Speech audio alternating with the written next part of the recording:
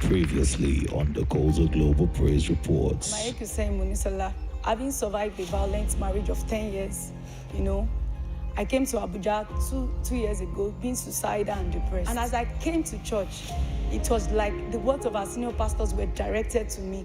Everything he said was just about me, restoring hope to me. I found meaning for my life, and God lifted me out of depression. He would say, if anyone will succeed in your family, then it will be you.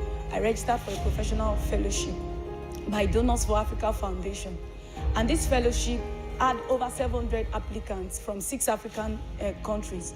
And to the glory of God, I was surprised. Just last Friday, I emerged the winner of the 2022 Gather Pitch competition. And today, declare I'm now in line. Celebrate Jesus. What takes others years of dreaming and months of planning to accomplish? By the grace of God in Coza, we did it in 2 months. Let there be deluge of new appointments in the name of Jesus. As a woman, you will not be jobless. Everyone that is not a homemaker that desires a job, receive it now. It's your year of new accomplishments. Celebrate you all. My name is Sharon Sagi. I'm a worker in Lube campus. Last year, my husband and I began to desire relocation. And every time we got to church, after we talked about it, Pastor would say something that would tell us it was not time.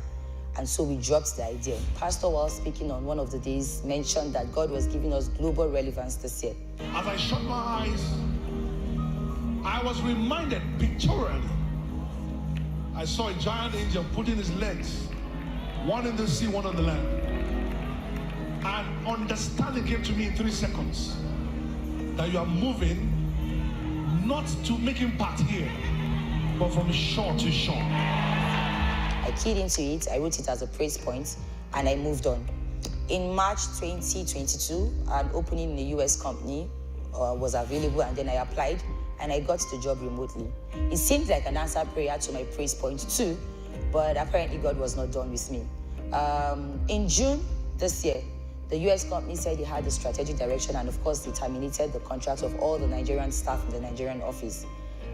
We came in for home training that same June, and Pastor declared over us when the home training ended, while he was praying, that whatever we asked and decreed, God was going to do it for us, and then he spoke favor over our lives.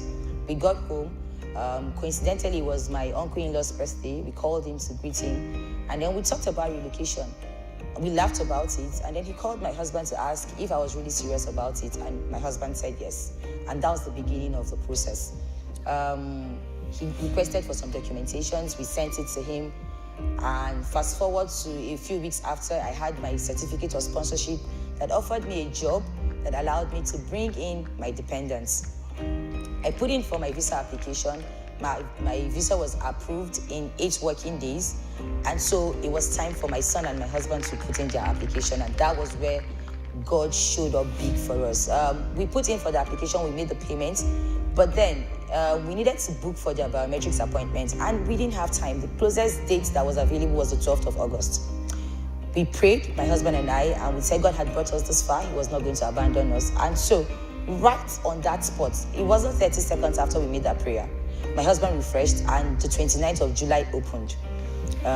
We booked our appointments, got a confirmation email, and then we got to the embassy to do the biometrics on the 29th, only to discover that the time that opened up for us actually didn't exist. God literally glitched the system just so we could get in and have our appointments. We had to make some payments, but that opportunity would not have opened up to us if God didn't step in for us. I have no business being here having these testimonies if God had not used our senior pastors to consistently speak words over our lives. My family and I are forever grateful to our senior pastors.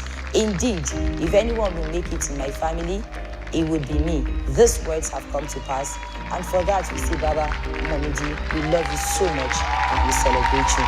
Thank you for consistently speaking God's word over our lives. We are forever grateful. Somebody celebrate Jesus.